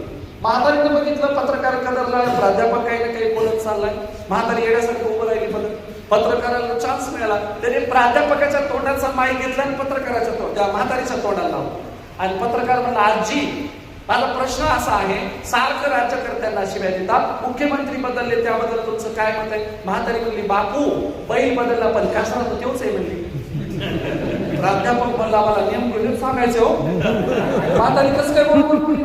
अहो किती वेळचं मी हेच सांगायचा प्रयत्न करत होतो. म्हणला, आजी कुठल्या विद्यापीठात शिकल्या? आजी तुम्हाला हा तत्ववेत्ता कसं काय माहिती? तुम्ही एका लाईन मध्ये सगळं कसं काय मांडलं? म्हातारी म्हणली, मी नाही बस माझी मसड गेली म्हणली पुढे, तुझ्यापेक्षा म्हैस बरी म्हणली माझी. अशी अवस्था प्राध्यापकांची, प्राचार्यांची, डॉक्टरांची, वकिलांची आहे. विज्ञानाचा पत्ता नाही, सायंटिफिकली वर्तन नाही, अवैज्ञानिक वर्तन सगळं. आणि या देशात विज्ञाननिष्ठ पालक आणि प्राध्यापक घडल्याशिवाय मुलं घडणार नाही. विज्ञाननिष्ठ प्राध्यापक आणि पालक शिक्षक आम्हाला विज्ञानाच्या दिशेला गेलेली पाहिजे, तर्क करणारी पाहिजे, केस करणारी पाहिजे, विचार करणारी पाहिजे. गाडगे महाराजांचं नाव अमरावती विद्यापीठाला का दिलं असेल? कशाबद्दल? रोज पूजा अर्चा करायचे, पूजापाठ करायचे, सगळ्या वाऱ्या करायचे म्हणून दिले काय? गाडगे महाराजांचं अमरावती विद्यापीठाला नाव देण्याचं एकमेव कारण आहे, तर्क करायचे, गेस करायचे, विचार करायचे, तर्कावरचे कीर्तन करायचे, तर्कावर आधारलेलं बोलायचे. आणि म्हणून शिक्षण व्यवस्थेत पहिली गोष्ट काय लागत असेल तर तो तर्क लागतो. तर्कच नसेल तर काय उपयोगाचं? शाळेत अभ्यासक्रमाला डार्विन नाही, शाळेत अभ्यासक्रमाला न्यूटन आहे आणि घरामध्ये दुसरंच काहीच्या काही चाललंय. न्यूटनच्या विरोधात काम घरामध्ये, तर डार्विनच्या विरोधात घरामध्ये काम. मग ते शाळेचा आणि घराचा काय संबंध आहे? आणि म्हणून किमान तर्क करणाऱ्या पिढ्या तरी तुम्ही घडवल्या पाहिजे. तुम्हाला कल्पना चावलाचा एक किस्सा सांगतो आणि मग सध्याच्या परिस्थितीकडे जाऊया आणि आपण समाप्त लेकरं कशी जन्माला येतात. कल्पना चावलाच्या सुनीता विल्यमच्या घरच्यांनी त्यांना स्वप्न बघायला शिकवली. स्वप्न बघायला आपल्याकडे लेकरू पाळण्यात येण्याच्या अगोदर त्याचं स्वप्न कोण ठरवतं? त्याचे नातलं. त्याला पाळण्यात हा डॉक्टर होणार आहे, हा वकील होणार आहे, हा इंजिनियर होणार. त्याला हातपाय तर हलू द्या ना, नेमकं आलं. पण त्याचं सगळं कोण ठरवून टाकतं? आमचे पालक. आणि म्हणून कल्पना चावला सुनीता विल्यमच्या घरच्यांनी ठरवलं तुम्हाला जे व्हायचं ते व्हा. एका कॉलेजमध्ये एअरोनॉटिकल इंजिनिअरिंगच्या फील्डच्या कॉलेजच्या रांगेत सगळे पोरांची रांग आहे. एक पोरगी रांगेत लागली. सगळे पोरं मुली चुकलीला इकडच्या रांगेत कसं पलीकडच्या रांगेत जायला पाहिजे. एअरोनॉटिकल इंजिनिअरिंगची फॉर्म भरायची किती. सगळे पोरं हसायला लागले. पोरीने काही जुमान नाही. खिडकीच्या जवळ आणि खिडकीच्या आतून फॉर्म देणारी मॅडम होती. खिडकीच्या आतून फॉर्म देणारी मॅडम कमी बाई तू चुकलीस ग, पलीकडच्या खिडकीचा फॉर्म घे. ही की नाही एअरोनॉटिकल इंजिनिअरिंगची फॉर्म देण्याची खिडकी आहे आणि या शाखेला सगळे पोरं जात असतात. तू चुकली वाटतं. ती म्हणे नाही विचारपूर्वक आले मला एअरोनॉटिकल इंजिनिअरिंगलाच ऍडमिशन द्यायचे, फॉर्म देण्याचं काम तुमचं आहे. मी कुठे जायचं कोणी जायचं ते सांग. मॅडम मला काय करायचं? प्राचार्य तुझा फॉर्म कॅन्सल करतील. मॅडमने फॉर्म दिला, पोरीने फॉर्म भरला. कॉलेजचा पहिला दिवस उघडला. प्राचार्य भाई गडबडीत दाया सुधारले समोर आणि म्हटलं ती कल्पना चावला कोण आहे ती उभं राहा उभी राहिली. बेटा तुझा फॉर्म चुकलाय, असं कर ऑफिसमध्ये ये, तुझा फॉर्म आम्ही दुरुस्त करून जाऊ. तू चुकून एअरोनॉटिकल इंजिनिअरिंगच्या फील्डला आहे. पोलीस मध्ये नाही असं तुम्ही विचारपूर्वक म्हणलाय मला याच फील्डला. प्राचार्य म्हणजे बेटा या फील्डला कुठेही मुली ऍडमिशन घेत नाही, कुणाचं करिअरच नाही. तू कशाला आणि ह्याच्यामध्ये काही आपल्या भारतात करिअर दिलेलं नाही. ती म्हणजे सर फॉर्म भरणं माझं काम होतं, मी भरलं, मला बाकीचं सांग. सर म्हणाले तुला कदाचित वर्गात लक्षात येत नाही, माझ्या ऑफिसमध्ये येईल तुला समजून सांग. पहिल्या दिवशी समजून सांगितलं ऐकलं नाही. दुसऱ्या दिवशी तिसऱ्या दिवशी 7-8 दिवसानंतर मुलगीच गेली तर 2-3 दिवसात मी काय तुमच्या ऑफिसमध्ये राहणार नाही, कन्व्हिन्स होणार नाही, माझा निर्णय पक्का आहे. सुनीता विल्यम्सने शिक्षण पूर्ण केलं. 1000 प्रकारच्या शारीरिक अभ्यासाच्या सगळ्या टेस्ट दिल्या. तिथं सिलेक्शन मध्ये झालं, त्या सगळ्या रिसर्च सेंटर मध्ये झालं आणि सुनीता विल्यम्स अंतराळात गेली. अंतराळात गेल्याच्या नंतर तिला कॉम्प्युटरवरून कनेक्ट करण्यात आलं आणि तिला विचारलं तुला कोणाला काही मेसेज द्यायचा आहे का, कोणाला काही बोलायचं का? ती म्हणजे आवडतं माझ्या कॉलेजला कनेक्ट करून द्या. माझ्या कॉलेजला फोन केला, तुमचं कम्प्युटर उघडा, तुमच्या कम्प्युटरवर तुमच्या कॉलेजची स्टुडंट तुमच्याशी बोलू इच्छिते. कम्प्युटर उघडलं प्राचार्यांनी आणि स्टुडंट काय सांगत होते कम्प्युटर प्राचार्यांना, हे बघा सर कधीही कुणाला नाउमेद करू नका, कधी कुणाला डिस्करेज करू नका. स्वप्नांच्या जगात जाण्याचा रस्ता असतो. विद्यार्थ्यांना स्वतंत्र स्वप्न बघू द्या, तुमचं काही लावायचा प्रयत्न करू नका. स्वप्नांच्या जगात जाण्याचा रस्ता असतो एवढं मला तुम्हाला सांगायचं. स्वतंत्र स्वप्न. आता मग अशी होती त्यांचं सांगण्याचा प्रतिबद्ध काम. तुमच्या ठरलेल्या चाकोरीच्या पलीकडे पण जग आहे ना. तुमच्या ठरलेल्या चाकोरीच्या पलीकडे कोर्सेस आहेत. तुमच्या ठरलेल्या चाकोऱ्यांच्या आणि तुम्हाला पाठ असलेल्या प्राध्यापक, प्राचार्य, डॉक्टर, वकील, इंजिनियर याच्या पलीकडे आणि म्हणून आम्ही आमच्या मुलांना स्वतंत्र स्वप्न बघू दिली पाहिजे आणि ह्या स्वप्नांच्या दिशेने त्यांना जाऊ दिलं पाहिजे. दुसरा एक किस्सा सांगतो. मी अनेक कॉलेजला प्रश्न विचारतो. कुठला प्रश्न? विमानाचा शोध कुणी लावला? स्टुडंट असणाऱ्यांनी हात वर करायला. स्टुडंट जेवढे त्यांनी हात वर. स्टुडंट लोकांनी हात वर करा. हा, आता जेवढे स्टुडंट लोकांनी हात वर केला त्यांच्यासाठी प्रश्न. विमानाचा शोध कुणी लावला? तुम्हाला माहिती आहे राईट बरोबर आहे. हा प्रश्न मी नेहमी विचारतो. जरा पुढं या राईट्स बंधूंची नावं काय आहेत? एवढ्या स्टुडंट मध्ये एखादा सांगा तर. आम्हाला अभ्यासक्रमात काय शिकवले? तुमचा दोष नाही विद्यार्थ्यांना, शिकवणाऱ्यांचाच प्रॉब्लेम आहे. अभ्यासक्रमात काय आहे? राईट्स बंधूच आहे ना. मग बाकीशी काय केलं त्याने आम्हाला? अभ्यासक्रमात राईट्स बंधू बदल ना, बाकीशी काय केलं? तो स्टुडंट पैकी याच्या पलीकडे वेगळा विचार करणारा, वेगळा अभ्यास करणारा एखादा असेल तर सांगा. राईट्स बंधूंची नावं काय? तर मला माहिती आहे महाराष्ट्रात एकही स्टुडंट याचं उत्तर देत नाही, देऊ शकत नाही, कारण त्याचे प्राध्यापक शिक्षकांनी शिकवलं. मित्रांनो, राईट्स बंधू नावाचे 2 भाऊ होते. गुगलला टाकलं त्यांची नावं मिळतील. उच्चाराचा थोडा फरक असेल. ऑलिव्हर राईट, विलियम राईट किंवा ऑल्थर राईट, विलियम राईट. त्यांची काय नावं? ऑल्थर राईट, विलियम राईट नावाचे 2 भाऊ होते. सायकल पंक्चरचं दुकान. सायकल पंक्चरच्या दुकानावर लहान्या भावाने मोठ्या भावाला विचारलं, भाय आकाशात पक्षी झेप घेत जातात, ते मोठे पक्षी तर किती उंचावर जातात, माणसाला कधी उडता येईल का? लहान्या भावाने मोठ्या भावाला विचारलं. आणि एक आपल्यासारखा नकारात्मक विचार करणारा पंक्चर काढून यायला बाजूला बसलेला होता. ते मला मुखेत काय गप होणाऱ्या सायकलचं पंक्चर काढायचं, एक मध्ये उडता येईल का, दुसरा मध्ये उडता येईल. मोठा भाऊ म्हणाला, निश्चितच माणसाने असे काहीतरी प्रयत्न केले पाहिजे की त्यालाही माणसाला पक्षांसारखं उडता येईल. परत ते पंक्चर काढायला आलं बरे ह्यांचे काही आवाज तो आम्ही रंजित कसं करतो. तेव्हा मोठा भाऊ म्हणाला, हे बघा तुमचं काम राईट चालू आहे, पंक्चर काढलं सायकल घेऊन जा, पण माझ्या लहान्या भावाच्या समोर नकारात्मक बोलू नका, त्याला नाव उमेद करू नका, त्याला कसं बोलायचं ते मी ठरवेल. मोठ्या भावाने सांगितलं की निश्चित माणसाला उडता येईल. मग लहान भाऊ म्हणाला, त्याच्यासाठी काय करावं लागेल? मोठा भाऊ म्हणाला, जग किंवा काय करायचं आपणच प्रयत्न करायला सुरुवात करू. दोघा भावांनी माणसाला उडता येईल का आणि उडता येण्यासाठी काय करावं लागेल यासाठी त्या सायकलच्या वस्तू अमुक हे करून ते करून जुळून एक छोटस यंत्र बनवलं. 7-8 वर्षाच्या नंतर ते केवळ 5 सेकंद हललं, थोडस उडण्याचा त्याने प्रयत्न केला. ज्या दिवशी 7-8 वर्षानंतर ते 5 सेकंद हललं, उडण्याचा प्रयत्न झाला, लगेच जमिनीवर उचलला आणि खाली पडलं, त्या दिवशी डोक्यात चमकलं, निश्चितच माणसाला उडता येईल, निश्चितच माणसाला आकाशात उडता येईल. अनेक प्रयत्न केले. अथक प्रयत्नाच्या नंतर राईस बंधूंचं विमानाने आकाशात झेप घेतली. त्यांचं त्या तत्कालीन आकाशवाणी केंद्रावर इंटरव्ह्यू झाला. इंटरव्ह्यू मध्ये प्रश्न विचारला, तुम्हाला कोणाला काही गॅसेस द्यायचा आहे का? ते म्हणजे रेडिओवर नाही केला, आमच्या गल्लीत जाऊन यायचं गॅसेस दिला. ते गल्लीचं घर शोधत गेले, दरवाजा वाजवला.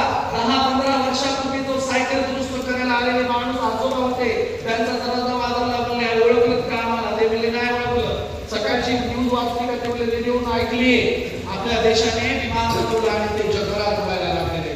ते म्हणजे होय, ते विमान कुणी बनवलं? राईस बंधूंनी. हे दोघं भाऊ म्हणाले, ते राईस बंधू आम्हीच आलो. ते म्हणजे वा वा वा, अभिनंदन. म्हणजे अभिनंदन घेण्यासाठी नाही आलो, तुमच्याकडे यासाठी आलोय. कधीच कुणाला नाउमेद करायचं नाही, डिस्करेज करायचं नाही. 15 वर्षापूर्वी माझ्या कामाला तुम्ही डिस्करेज करायला निघाला होता, आमच्या समोर नकारात्मक बोलत होता, पण आम्ही त्याला पॉझिटिव्हली घेतलं आणि विमान उडवून दाखवलं. आजोबा, मी तुम्हाला सांगतो, स्वप्नांच्या जगात जाण्याचा रस्ता अस्तित्वात असतो. माणसाने स्वप्न पाहिली पाहिजे, सायकल पंक्चर करणाऱ्यांनी जगाला विमानाचा शोध दिला. आपण तर जुन्या भांडवला होते, महर्षी कनादांनी काहीतरी शोधलं, कोणीतरी शोधला, एपीजे अब्दुल कलाम. काय दिले 50 वर्षात जगाला आणून? काय दिले 150-200 वर्षात? ते सोडा, 2,500 वर्षात तरी काय दिले का जगाला? एकही शास्त्रज्ञ न जन्माला घालणारा देश आहे. ते 2-4 सोडून द्या, अहमद खशेला, एपीजे अब्दुल कलाम वगैरे.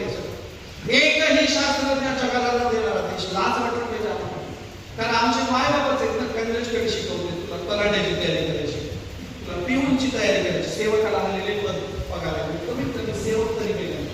आणि म्हणून उंच स्वप्न बघायला शिकवणारी माणसं. अहो, त्या ज्याच्या नावावर सगळ्यात पेटेंट आहे, सर्वात जास्त पेटेंट कोणाच्या नावाने? विजेचा शोध लावणारा एडिसनच्या नावाने. हा एडिसन अभ्यासात मतिमंद, मठ्ठ, ढिम्म होता. एवढं मोठं पत्र लिहिलं मास्तरांनी, तुमच्या पोराला घेऊन जा, कसं काय शिकवायचं, सगळे पुढे पुढे जाते तरी हा मागच असतो, याला काही कळत नाही, ढिम्म आहे, मठ्ठ आहे. पोराची मागणी बदल पत्र घेऊन सांगितलं, तोंडा बोलले असेल, माझ्या लेकराला किती वाईट वाटतं. तुमच्या दृष्टीने मठ्ठ ढिम्म असेल, पण माझ्या दृष्टीने माझा बाळ आहे, माझं लेकरू. घेऊन आले एडिसनची आई घरी, त्याला जे करायचं ते करून दिलं, त्याच्या प्रत्येक केलेल्या गोष्टीचं कौतुक केलं. आपल्या पोराने 2 औषधाच्या बाटल्या एकत्र केल्या असतात, मायला 2 खवाडी दिल्या असतात. म्हणजे स्थितीने औषध याच्यात त्याच्यात करतात ना, त्यांनी घरातली औषध का यात करतो, त्यात करतो, त्यात एक जणाचं पोरग ना इंजिनिअरिंगच्या त्या काय फील्ड लावतो, त्यांनी घरात सगळे बोर्ड आणि त्यांच्या घरी गेलो तर त्याची माझ्या बोर्ड बसवतो. मी म्हटलं, काय चाललंय होते सगळे बोर्ड तुमच्या घराकडे उघडे? तेव्हा आमचं पोरग प्रॅक्टिस करते गेले, ते बोर्ड उकळी त्या आधी बसवत असते, तर ते अर्ध शिकले, मी अर्ध शिकले. किमान तुमचं तेवढं तर कौतुक, तुमच्या पोराने उकळले बोर्ड मारून बसवत जाता, नाही तर दुसरी माया असता हल्ला असतो. म्हणून त्या एडिसनच्या नावाने जेव्हा पेटेंट मिळायला सुरुवात झाली, एडिसनच्या नावाने जेव्हा जगाने कौतुक करायला सुरुवात केली, तेव्हा माईने एडिसनचं बोर्ड धरलं आणि कपाटाकडे घेऊन गेली. कपाट उघडलं आणि कपाटातलं पत्र, मास्तराने दिलेलं पत्र दाखवलं आणि म्हणाली एडिसन, जगातला पहिला ग्रेट शिक्षक कोण असतो तर त्याची आई असते. तुझ्या शाळेतल्या शिक्षकाची मतं मी खोटून दाखवली आणि मी दाखवलं माझा मुलगा जगात सगळ्यात टॅलेंटेड आहे, विद्वान आहे, सगळ्यात ग्रेट आहे. कुठल्याही शिक्षकाच्या विद्यार्थ्याच्या शिकवणीतून काय सांगतोय, कुठल्याही जगातल्या शिक्षकाच्या शिकवणीतून एवढे पेटेंट मिळाले नाही ज्या आईच्या शिकवणीतून जगाला एवढे पेटेंट मिळाले. आईच्या शिकवणीतून पेटेंट जगाला सगळ्यात जास्त पेटेंट. किती उदाहरणं सांगायची तुम्ही बाहेरच्या देशातले. बाहेरच्या देशातली काय, कारण बाहेरचे मायबाप आणि भारतीय महाराष्ट्रीय मायबाप याच्यात फरक आहे. बाहेरचे मायबाप पॉझिटिव्ह थिंकिंग करतात आणि आपले मायबाप तोंडावर भयानक नकारात्मक बोलतात. विचारूच नका, त्याचं सगळं त्याचं तोंडावर बोलतात. विदेशातल्या आईला त्याच्या लेकरांनी प्रश्न केला, आई नारळामध्ये पाणी का असतं? पाणी. पोराच्या माईने जा 2 काचाचे ग्लास पाण्याने भरलेले घेऊन ये. विदेशात पोराच्या माईने काचाचे ग्लास खिडकीत ठेवले, तिथे सूर्यप्रकाश म्हणजे जा अंगणामध्ये गवताचं रोपटं उठून आलं. मुळा सगळं गवताचं रोपटं उठून आलं आणि एका काचात पाण्याने भरलेल्या ग्लासात ते रोपटं टाकलं. 15 दिवसांनी आईने पोराला बोलवलं, इकडे ये, त्याचं निरीक्षण कर. विदेशातल्या आईने पोराला निरीक्षण करायला पोराने निरीक्षण केलं आणि म्हणाला, आई ज्या ग्लासात मुळा सगळं गवताचं रोपटं टाकलं त्यातलं थोडंसं पाणी कमी झालं, पण ज्या ग्लासात काहीच ठेवलेलं नव्हतं ते पाणी तेवढंच आहे. आई म्हणाली, बाळा याचप्रमाणे मुळं हे पाणी आणि क्षार शोषून घेतात आणि शोषून घेतलेलं पाणी आणि क्षार फळाच्या रूपाने झाडामध्ये वर चढत जातं आणि ते नारळामध्ये पाणी जमा होतं. विदेशातली आई प्रयोग करून सांगते की नारळात पाणी कसं काय जमा होतं. आमच्या देशात प्रयोग करायचे टेन्शन धर्मग्रंथाने ठेवलं नाही, कुणालाच नाही. आपल्या देशातल्या पौराणिक विषयात आई नारळात पाणी का असतं? पोराची माई म्हणली, देवाची करणी आणि नारळात पाणी. देवाची करणी आणि नारळात पाणी. पोरगं लय हुशार होतं, आमच्या कार्यक्रमात आलं. ते मला मग काय नारळात काहीच पाणी नसते. कसं काय नसते? मग पोराची माई त्याच्या हुशार म्हणली, देवाची करणी काही नारळात नसते पाणी. असं कार्यक्रम आपल्या देशात तर्क करायचं नाही, गेस करायचं नाही, विचार करायचा नाही का? आणि म्हणून आपल्या देशातले मायबाप जगातल्या सगळ्यात मायबापापेक्षा भन्नाट आहे, अगदी भन्नाट. आणि म्हणून त्या मायबापांना दुरुस्त करण्याचा कार्यक्रम मराठा सेवा संघाने लावला, त्याबद्दल त्यांचे अभिनंदन. इथे 2 प्रकारचा कार्यक्रम, एक विद्यार्थ्यांचा गुणगौरव आणि पालकांचे कार्यक्रम. विद्यार्थ्यांचा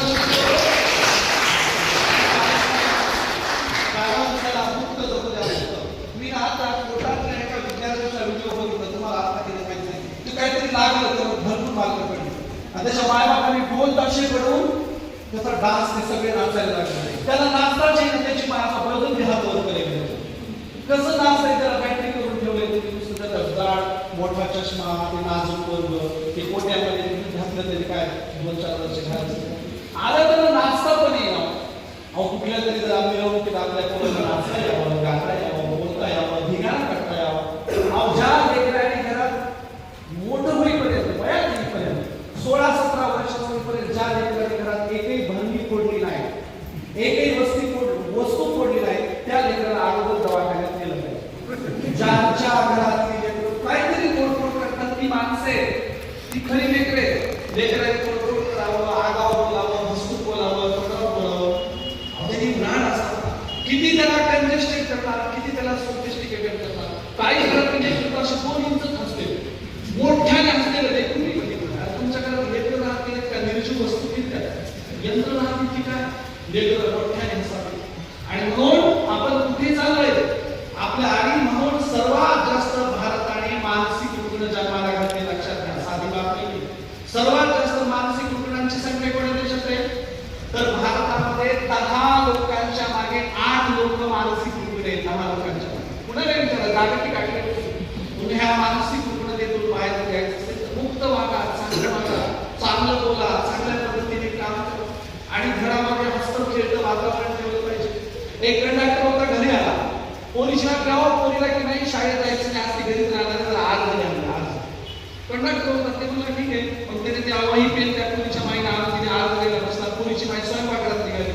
कंडक्टर ते जे असताना ते मला इकडे म्हणला, खुर्ची पण हलवेल म्हणला. पोलीस खुर्ची कसं हलवायची? ते मला हलवल्याशिवाय मला आजच नाही जायचं. कंडक्टर होता ना. म्हणून अनेक लोकांनी चांगल्या पद्धतीने घरादारामध्ये लक्षात घ्या, तुम्हाला या 1 नंबरच्या मार्गाने हा टक्केच्या टक्के मार्क मिळवल्यानेच नोकऱ्या मिळतील अशी परिस्थिती आहे का सध्या? IAS IPS ची भरती गुणवत्तेवर होती का दर्जावर होती? IAS IPS ची भरती दर्जेशाहीवर होती, गुणवत्तेवर होती. सुप्रीम कोर्टाचे जज दिल्लीत कॉलेज सुप्रीम कोर्टाचे जज लोकांचे सुप्रीम कोर्टाचे जज सगळेच्या सगळे उच्च जातीय विशेषतः ब्राह्मण असतात. आमची पोरं जज का होत नाहीत, आमच्या पोरी जज का होत नाही? कारण शेवटी इंटरव्ह्यू घेणारे कोण असतात? ते जज असतात आणि ते ठरवतात बहुजनाचा जज होण्याचा. मराठ्याच्या काळातला शेवटचा जज कधी झाला? कोण होता बरं शेवटचा जज मराठ्याचा? PB Sawant. Justice P B Sawant. Indira Sahani केस मध्ये देशाला न्याय देणारा इतकं चांगलं जजमेंट केलं, इतकं चांगलं जजमेंट की त्यांच्या लक्षात आलं दुर्गाचे मराठ्याचे जज व्हायला लागले तर आपलं काही खरं नाही. आणि P B Sawant, justice P B Sawant supreme कोर्टाच्या जज या पदावरून निवृत्त झाल्याच्या नंतर एकही मराठ्याचा जज होणार नाही अशी व्यवस्था केली. गेल्या पीबी सावंत 5-6 वर्ष झाली आणि ते जज पदावर रिटायर होऊन पूर्वीची 15-20 वर्ष. गेल्या 20-25 वर्षात एकही मराठ्याचा खंडाचा जज सुप्रीम कोर्टाचा जज तुम्हाला दिसणार. अशी व्यवस्था या देशात आहे. म्हणून चौफेर नॉलेज घ्यावं लागेल. बोलणाराची आंबाडी विकते, न बोलणाराची गहू सुद्धा विकत नाही. आणि म्हणून तुम्हाला सगळ्या क्षेत्रात जायचं असेल तर चौफेर नॉलेज अत्यंत गरजेचं आहे. सगळं काही गुणवत्तेवरच मिळतं असंही नाही. त्याच्यासाठी तुम्हाला कॉन्फिडन्स लागतो, भांडावं लागतं, विद्रोह लागतो, ऑफिसमध्ये बोलायची तयारी ठेवावी लागते, 2चे 4 हात करायची तयारी ठेवावी लागते. अगोदर कॉन्फिडन्स असणारी मुलं घडवा, बोलणारी मुलं घडवा, आय टू आय कॉन्टॅक्ट करणारी मुलं घडवा.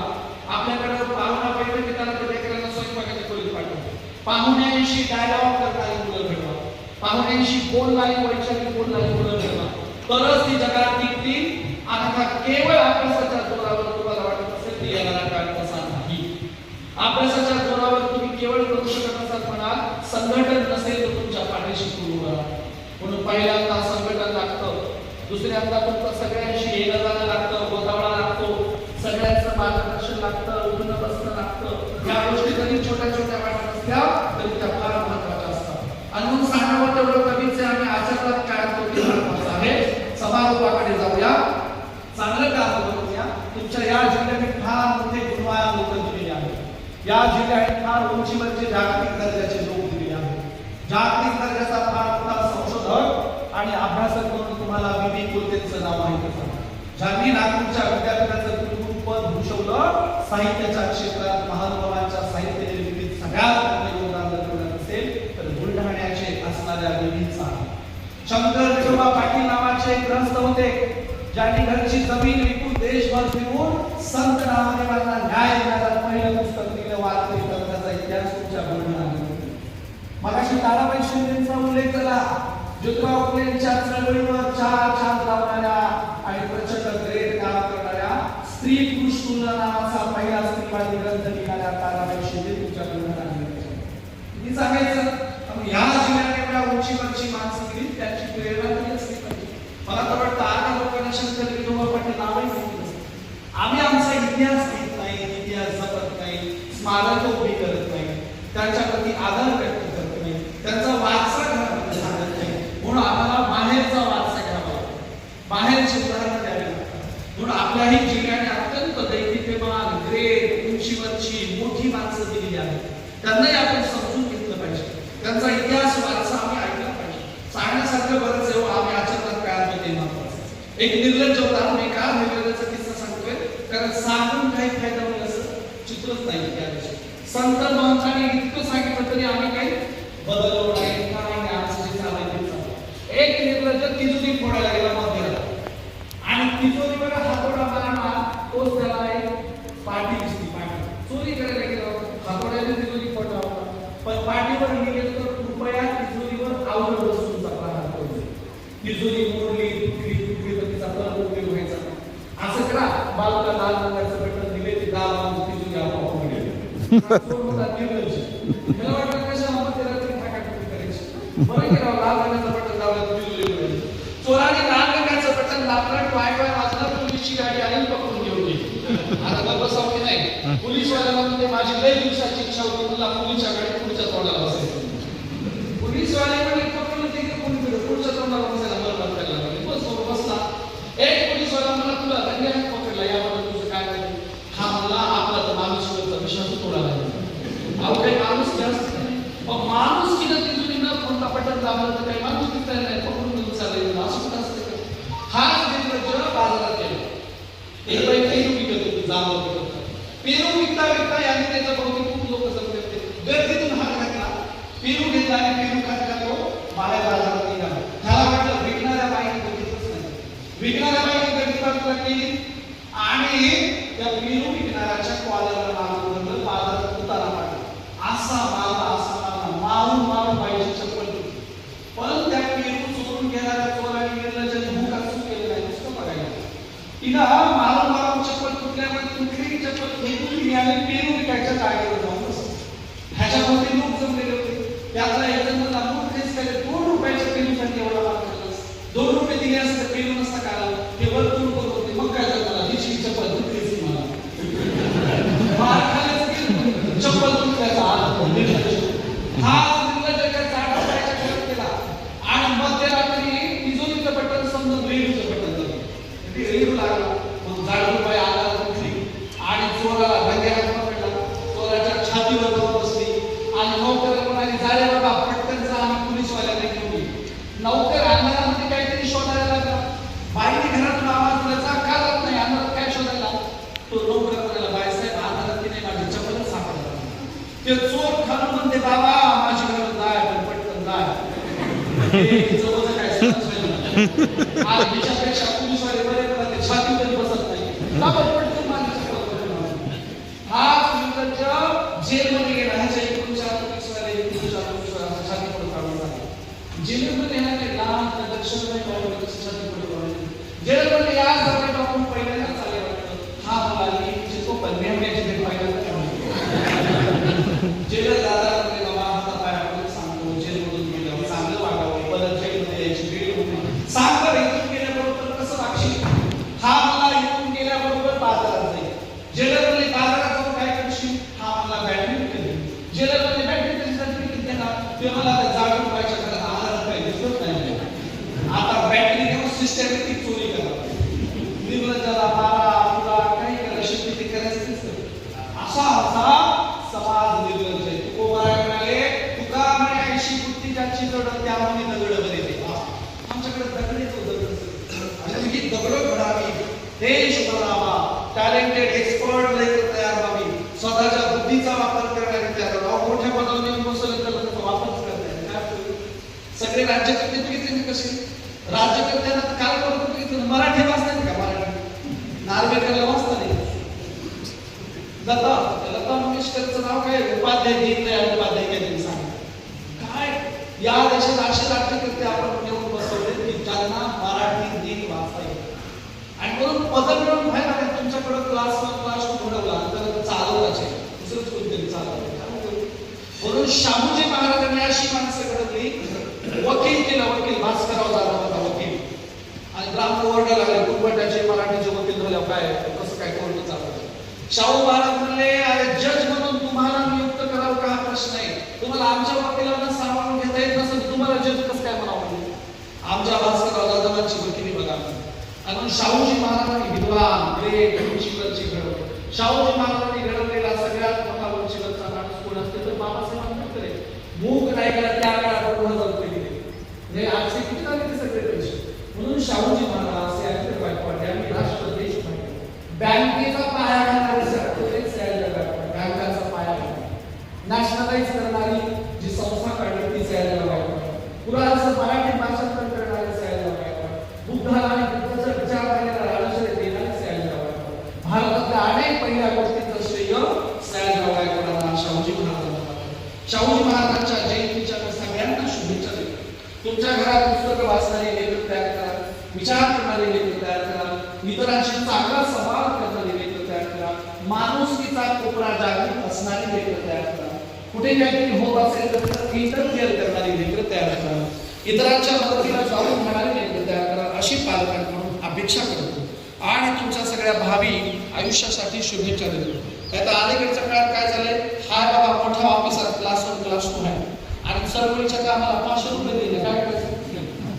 माझ्या ओळखीत इतके लोक घरी चळवळीसाठी निधी मागायला जातात. समजा हा कार्यक्रम पूर्ण गौरव सोहळा ठेवला, आता कॉलेजने सभागृह दिलं वेगळी गोष्ट, पण बाहेर सभागृह विकत घ्यावं लागलं, चहा पाणी करावं लागलं, जेवायची व्यवस्था करायला लागली, वक्त्याचं दान हे करावं लागलं. मग एक लय मोठे साहेब आहेत म्हणून गेला तुम्ही त्यांच्याकडे आणि साहेबांनी आतूनच पाहिलं की अरे बाई चळवळीवाले काहीतरी करणार. मग साहेबाकडे तुम्ही जायच्या अगोदर साहेबांनी सुरू केलं आमचं तंगीत चाललंय, पगारी झाल्या नाही, 3-3 महिने पगारी झाले, तर काय कसे कार्यक्रम करायचे? म्हणून नुसतं श्रीमंत नोकरदार होणारा चालत नाही, हात सढळ पाहिजे, मोकळा पाहिजे, मदत करणारे पाहिजे, पैसे देणारे पाहिजे, चळवळी उभे करणारे पाहिजे, देश उभं करणारे पाहिजे.